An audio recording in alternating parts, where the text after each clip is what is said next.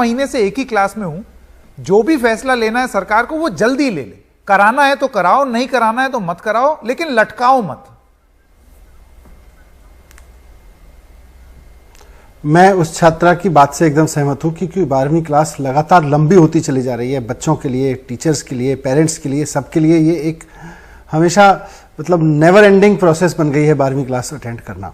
तो कुछ ना कुछ निर्णय तुरंत लिया जाना चाहिए, लेकिन जब निर्णय लें, कल मैंने केंद्र सरकार को यही कहा कि जब निर्णय लें तो इस बात का भी ध्यान रखें कि हमारे देश में अभी भी 2.5 लाख केसेस रोजाना आ रहे हैं। दिल्ली में तो केसेस नीचे हुए हैं, महाराष्ट्र में नीचे हुए हैं, लेकिन देश के कई ग्रामीण इलाके ऐसे हैं जहां अभी केसेस बढ़ रहे हैं। वैसे में ये भी बात हो रही है कि तीसरी वेव आने वाली है, कोरोना की तीसरी जो वेव आएगी उसमें बच्चों के लिए और नुकसान हो सकता है। तो इन सब चीज़ों को ध्यान में रखते हुए निर्णय लें, क्योंकि परीक्षा और शिक्षा दोनों तभी हो पाएंगी जब हमारे बच्चे होंगे। अगर बच्चे नहीं होंगे तो फिर कैसे होगा? अगर बच्चे असुरक्षित हो गए, बच्चों की जान पे खेल के हम परीक्षा और शिक्षा की बात नहीं कर सकते हैं। तो मनीष जी, क्या सुझाव देंगे आप? अभी जैसे केंद्र की ये बड़ी भारी मीटिंग हुई, प्रधानमंत्री भी इसमें, जैसे कि हमको हमारे एजुकेशन मिनिस्टर जो हैं केंद्र के, वो बार बार बताते हैं प्रधानमंत्री इसमें बहुत रुचि ले रहे हैं कि जो भी फैसला हो वो बच्चों के हित में हो। सुझाव के दृष्टिकोण से मैं आपसे जानना चाहता हूं कि क्या सुझाव आप देंगे? मैंने 2 सुझाव दिए हैं उनको कि पहला तो यह कि पूरे देश में 12वीं क्लास में पढ़ने वाले बच्चों की संख्या 1,40,00,000 है। अब इन 1,40,00,000 बच्चों में से मोटे मोटे अनुमान में करीब 20% बच्चे तो 18 साल की ऊपर को क्रॉस कर चुके हैं। उनको आप प्रायोरिटी के बेस पे वैक्सीन लगवा दीजिए। एक्सपर्ट से बात करिए, मेडिकल एक्सपर्ट से, वैक्सीन बनाने वालों से बात करिए, क्योंकि जो वैक्सीन है वो किसी कट ऑफ डेट के हिसाब से नहीं बनी, वो रेंज के हिसाब से बनी है कि लगभग 18 साल के बच्चों के, 18 से लेकर 44 तक के लिए या 18 से ऊपर के लिए। तो क्या 17.5 साल के लोगों को ये लगाई जा सकती है? अगर डॉक्टर्स इस बात से सहमत होते हैं कि 17.5 साल भी लगभग 18 साल में काउंट हो जाएगा, तो आप मान के चलिए 90-95% बच्चे इस रेंज में कवर हो जाते हैं। क्योंकि 12वीं क्लास में जो बच्चा पढ़ रहा है वो 17.5 साल या 18 साल प्लस माइनस में है। करीब 5-10% बच्चे ऐसे रह जाते हैं जो 17.5 साल से नीचे होंगे। तो पहला मेरा आग्रह कल केंद्र सरकार से था कि आप बड़े पैमाने पर वैक्सीनेशन ड्राइव चलाइए, 18 साल से ऊपर वालों के लिए भी, और दुनिया में अब 12 से 18 साल के लिए वैक्सीन उपलब्ध है। आप 1.5 करोड़ बच्चों के लिए वैक्सीन, चाहे अमेरिका से ले आओ, दूसरे देश से ले आओ जो 12 से 18 साल के बच्चों के लिए अधिकृत है, वैसी वैक्सीन ले आओ। 1.5 करोड़ वैक्सीन लाना कोई बड़ी बात नहीं है, और पहले हफ्ते भर में सारा देश मिलके उनको वैक्सीन लगा दे। उसके बाद आप एग्जाम लीजिए, उनके नीट की परीक्षा लीजिए, उनकी जेई की परीक्षा लीजिए, जो करना है करिए, लेकिन एक बार एक राउंड में सारे 12वीं क्लास के सारे बच्चों को ये करा दीजिए। पहला सुझाव तो मैंने उनको ये दिया। दूसरा ये दिया कि इफ एट ऑल आप एग्जाम कराते भी हैं तो आप कैसे कराएंगे? अगर वैक्सीनेशन के बिना कराते हैं, जो उन्होंने केंद्र ने प्रस्ताव दिए थे 2, उसमें दोनों में एग्जाम ऑफलाइन कराने का प्रस्ताव था, तो मैंने कहा कैसे कराएंगे? आप 0 ऑप्शन लेके चलिए कि एग्जाम किए बिना बच्चों को 10वीं, 11वीं, 12वीं की उनकी परफॉर्मेंस के आधार पर, उनके जितने आपने टेस्ट लिए हैं उन सब की गणना के आधार पर एक कैलकुलेशन करके आप उस बच्चे को कैसे पास या उसको कैसे प्रमोट कर सकते हैं, उसका फॉर्मूला निकालिए। एग्जामिनेशन फिलहाल कोई अच्छा फॉर्मूला नहीं है। जी मनीष जी, अब मैं वैक्सीनेशन के मुद्दे पर ही आता हूं, क्योंकि इसको लेकर के भी आपने काफी सक्रिय भूमिका निभाई है सुझाव देने के दृष्टिकोण से। और अभी मैं देख रहा हूं आपने एक चिट्ठी लिखी जो केंद्रीय स्वास्थ्य मंत्री हैं डॉक्टर हर्षवर्धन को, कि एक केंद्रीय रणनीति या नीति बननी चाहिए वैक्सीन को लाने की। आपको लगता है ये सुझाव आप इसलिए दे रहे हैं क्योंकि वो जो ग्लोबल टेंडर देने की बात कही थी अलग अलग राज्यों से, उससे कोई खास फायदा नहीं हुआ? देखिए, कई राज्यों ने ग्लोबल टेंडर किए हैं। हम भी दुनिया की कई वैक्सीन कंपनियों से बात कर रहे थे, सब ये कह रही हैं साहब हम तो दुनिया में कहीं भी किसी स्टेट को नहीं दे रहे, हम तो वहां की फेडरल गवर्नमेंट को दे रहे हैं। हम आपके देश में भी भारत सरकार से बात कर रहे हैं। सवाल ये है कि भारत सरकार इतनी लापरवाही क्यों दिखा रही है? दुनिया के ये जो मॉडर्ना है, फाइजर है, मैं नाम स्पेसिफिक ले सकता हूं, जॉनसन एंड जॉनसन है, इन सारी वैक्सीन को 70-70, 80-80, 100-100 देश अपने यहां प्रिक्योर कर चुके हैं, अपने लोगों को लगवा रहे हैं। हमारे देश में अभी मॉडर्ना को, फाइजर को, जॉनसन एंड जॉनसन को मंजूरी तक नहीं दी गई है। हमारे देश में उसके इस्तेमाल की परमिशन नहीं है अभी। और आप जाके कह रहे हो कि आप ग्लोबल टेंडर से इनको खरीद लाइए। कहां से खरीद लाएंगे भाई? आपने अभी देश में परमिशन नहीं दी, आपने अभी देश में उनको बेचने की इजाजत नहीं दी है, और आप कह रहे हैं हम राज्य सरकारें जाके ग्लोबल टेंडर से खरीद लाएं। कंपनियां कह रही हैं साहब हम तो सारी दुनिया में देश की सरकार से बात करते हैं, आपके देश की सरकार से हम बात कर रहे हैं। पर मनीष जी, अभी केंद्र सरकार से जब ये सवाल पूछा जाता है उनके प्रतिनिधियों से, उनका ये कहना है जब केंद्र सरकार सारे फैसले ले रही थी तो अरविंद केजरीवाल, मनीष सिसोदिया और बाकी सब राज्य के लोग कहते हैं सारा फैसला खुद ले रहे हैं, विकेंद्रीकरण नहीं कर रहे हैं। और अब हम कह रहे हैं कि सब अपना अपना फैसला ले लो, तो ये भी नहीं चाहिए। मतलब चिट भी मेरी पट भी मेरी। देखिए ये तो चित भी मेरी पट भी मेरी केंद्र सरकार कर रही है ना, कि एक तरफ तो कहती है आप वैक्सीन खरीद लो, देश की जो कंपनियां हैं उनको कहती है नहीं, कौन किसको कितनी वैक्सीन देगा ये केंद्र सरकार तय करेगी। जब राज्य सरकार जाके कहती है हमें 67 लाख वैक्सीन दे दो, तो केंद्र सरकार कहती है नहीं 67 लाख नहीं मिलेंगी, इनको तो 5 लाख मिलेंगी, इनको 4 लाख मिलेंगी, इनको 80,000 मिलेंगी, इनको 90,000 मिलेंगी। ये केंद्र सरकार तय कर रही है। विदेशों से जब हम वैक्सीन खरीदने जाते हैं तो अभी भारत सरकार ने उनको परमिशन ही नहीं दी। तो ये तो मजाक है। फिर आप देखिए, गंभीरता देखिए। अमेरिका जैसे देश में जिस वक्त कोरोना पीक पे था, मार्च 2020 में जब उन्होंने वैक्सीन बनानी शुरू की, उन्होंने अपनी आधी आबादी के लिए तो उसी वक्त वैक्सीन बुक कर दी थी। लेकिन आज हमारी भारत सरकार सो रही है। स्पुतनिक वाले लोग आए, स्पुतनिक ने कहा भाई हमें परमिशन दे दो भारत में बनाने के, बेचने के लिए और बनाने के लिए।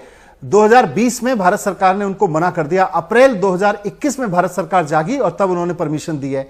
आज भारत सरकार सोई हुई है वैक्सीन के मसले पे। आज सारे देश में, सारी दुनिया में, अमेरिका में, यूरोप में, सारे देशों ने अपनी अपनी पूरी आबादी के लिए वैक्सीन दुनिया भर से प्रिक्योर कर ली। और हम कह रहे हैं हम अभी परमिशन देंगे, देख रहे हैं, आप लोग ऐसा करो, ग्लोबल टेंडर वगैरह कर लो। मजाक कर रहे हो क्या यार? पेंडेमिक है, पूरा देश दुखी है इस बात से। इसी चीज से जुड़ा हुआ एक सवाल मनीष जी मैं पूछना चाहता हूं। अब एक के बाद एक नई नई हम देख रहे हैं साइड इफेक्ट्स होते हुए, और महामारी में से निकल रही हैं। Black fungus, white fungus, yellow fungus, और इन सब की जो दवाइयां हैं वो उसकी भी कमी होती चली जा रही है। आपको क्या लगता है कि रणनीति के तौर पर क्या होना चाहिए? कि हमको ये क्यों नहीं पता है कि इन चीजों की शॉर्टेज होने वाली है?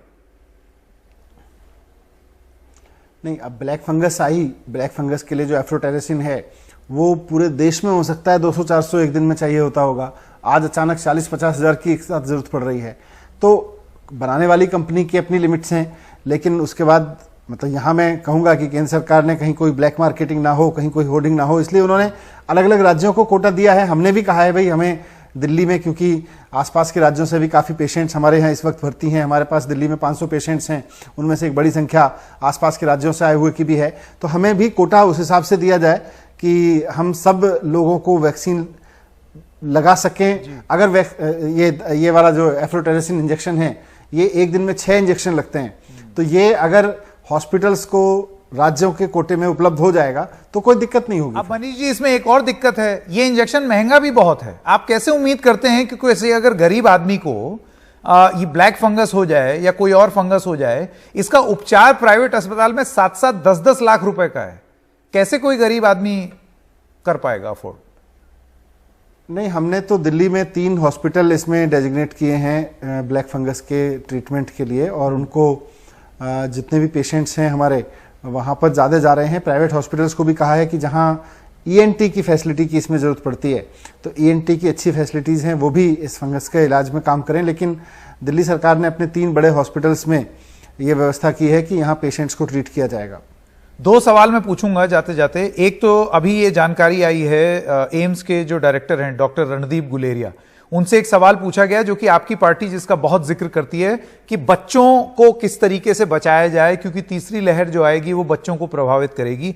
उनका यह कहना है कि ऐसी कोई जानकारी अभी तक नहीं है जिसमें हम बहुत विश्वास के साथ ये चीज और प्रमाण के साथ ये चीज कह सकते हैं कि तीसरी लहर बच्चों को प्रभावित करेगी। इस पर आप किस तरीके से जवाब देंगे? अगर डॉक्टर साहब ये कह रहे हैं, डॉक्टर गुलेरिया साहब तो देश के एक जाने माने डॉक्टर हैं, तो अच्छी बात है। लेकिन अगर और सारे एक्सपर्ट्स मिलकर देश को ये आश्वस्त कर सकें क्योंकि बहुत सारे लोग इस बात को कह रहे हैं कि अगली वेव जब आएगी तो इसमें बच्चों को ज़्यादा नुकसान होने वाला है। उनके क्या लॉजिक्स हैं और डॉक्टर साहब किस आधार पे कह रहे हैं। देखिए, हम तो एडमिनिस्ट्रेटिव पॉइंट ऑफ व्यू से इन सारी चीज़ों को रिसीव करते हैं। मेडिकल एक्सपर्टीज़ हम नहीं है। मेडिकल एक्सपर्टीज़ तो डॉक्टर गुलेरिया साहब हैं और बहुत सारे लोग हैं जो इस बात को कह रहे हैं। तो इन सारे, अगर सारे डॉक्टर गुलेरिया साहब के पास में और भी जिम्मेदारियां हैं इस वक्त कोविड मैनेजमेंट के पॉइंट ऑफ व्यू से, तो अगर वो इस भूमिका को निभा के बाकी एक्सपर्ट्स के साथ भी डिस्कस करके देश को ये आश्वस्त करते हैं कि नहीं, ऐसा नहीं होने वाला है, तो ये हम सब के लिए बड़ी राहत की खबर होगी। जाते जाते मेरा आखिरी सवाल एक बार फिर से छात्र और छात्राओं के लिए जो 12वीं कक्षा का इम्तिहान देने के लिए या उसमें कोई जल्दी से फैसला हो जाए, उसके लिए बहुत चिंतित हैं। आप क्या टाइम फ्रेम मानते हैं मनीष सिसोदिया जी की जिसमें फैसला हो जाना चाहिए? क्योंकि अधर में लटकाना कोरोना काल में, और वो भी छात्रों को, ये और ज्यादा कष्टप्रद और तकलीफदेह है। जो मुझे कल केंद्र सरकार के साथ बातचीत में समझ में आया, और केंद्र सरकार भी उसका उल्लेख कर चुकी है, कल निशंक साहब ने भी अपनी प्रेस कॉन्फ्रेंस में इस बात को कहा कि अब केंद्र सरकार इस बारे में निर्णय लेगी। उन्होंने राज्यों से कल भी कंसल्टेशन किया और समय दिया है। कुछ राज्य चाह रहे थे कि उनको समय मिले 1-2 दिन का अपने कमेंट्स देने के लिए, तो उन्होंने समय दिया है। जैसा उन्होंने पहले अनाउंस किया था, शायद 1 जून तक ये निर्णय ले लेंगे कि इसमें अब एग्जाम कब कराना है, एग्जाम कराना है कि नहीं कराना है, बच्चों को क्या ऑप्शंस देने हैं। तो 1 जून तक संभव, ऐसा मैं उम्मीद कर रहा हूं कि निर्णय ले लेंगे तो बच्चों के अंदर से अनिश्चितता का माहौल खत्म हो जाएगा। एग्जाम का जो ड्यूरेशन कम कर दिया जाए, एग्जाम बहुत लंबा ना हो, 90 ही मिनट का हो, इन सब जो बातें हो रही हैं उस पर आपका क्या विचार? देखिए, ये सब बातें अगर एजुकेशन रिफॉर्म के पॉइंट ऑफ व्यू से कही जाती तो ज्यादा अच्छा लगता। अभी जब आप कोविड सिक्योरिटी के पॉइंट ऑफ व्यू से बात करते हैं, तो मैं कल भी इस बात को रखा केंद्र सरकार की मीटिंग में कि भाई, बच्चे को आप 3 घंटे के लिए एग्जाम देने के लिए बुलाएं या 90 मिनट के लिए बुलाएं, रिस्क तो उतना ही है। बच्चे को आप 4 पेपर देने के लिए बुलाएं या 5 पेपर देने के लिए बुलाएं, अगर आप उसको स्कूल में बुलाएंगे तो उसकी जान को रिस्क तो उतना ही है। इसमें मैं सहमत नहीं हूं कि 4 दिन के लिए बुलाएंगे 5 दिन की जगह तो रिस्क कम है। अगर आप 3 घंटे की जगह उसको 1.5 घंटे का पेपर देने के लिए बुलाएंगे तो उसमें रिस्क कम है। इस बात से मैं सहमत नहीं हूं। मनीष सिसोदिया जी, आपका बहुत बहुत धन्यवाद। Thank you. एक छोटे से ब्रेक के लिए रुक रहे हैं। सवाल जारी रहेंगे और खबरें जारी रहेंगी एनडीटीवी इंडिया पर।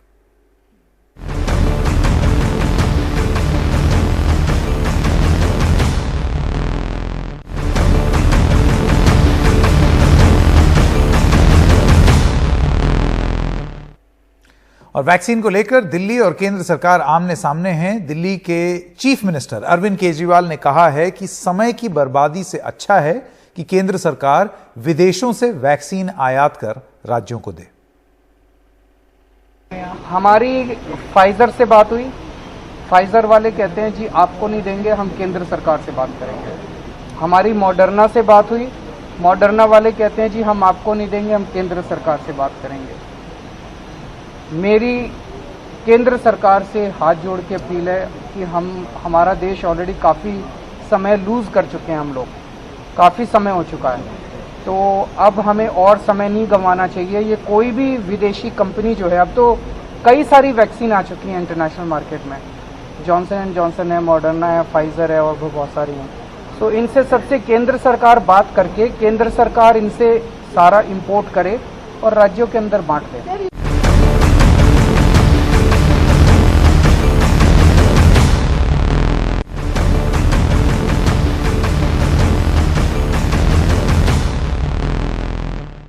और कोरोना के बाद अब ब्लैक फंगस की बीमारी से डर का माहौल है। इस बीच एम्स के डायरेक्टर डॉक्टर रणदीप गुलेरिया ने कहा है कि यह कोरोना की तरह पास बैठने से नहीं होता, इसलिए घबराने की जरूरत नहीं है। एक व्यक्ति जिसको म्यूकरमाइकोसिस है, वो और किसी व्यक्ति के साथ बैठा है, तो ऐसा नहीं है कि उसको फंगल इन्फेक्शन उससे फैल जाएगा। तो ये समझना बहुत जरूरी है।